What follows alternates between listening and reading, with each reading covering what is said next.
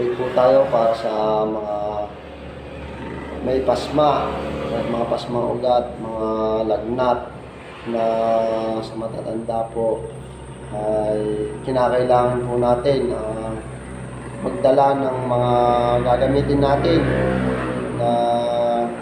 sweater,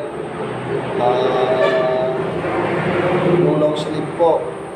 panjama, tapos medyas, mga pamalit po natin, pamunas. Kailangan po yung kumot na dadalhin ng mga napasma at matataas ang lagnat na matagal nang hindi gumagaling sa lagnat, ay kailangan po yung kumot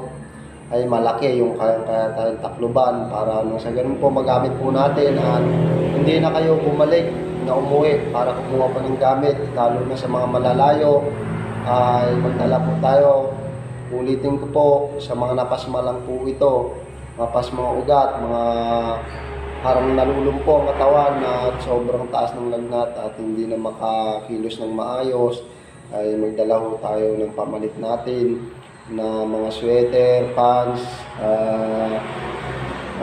tapos medyas, mga panloob na damit, kumot na kaya tayong takluban ng kumot, yung malaki po, para na sa ganun po ay di na tayo babalik pa uwi pa, lalo na sa atin kung malayo kayo pinanggalingan natin ay sayang naman po, tayo pa ay mapapagod para umuwi. At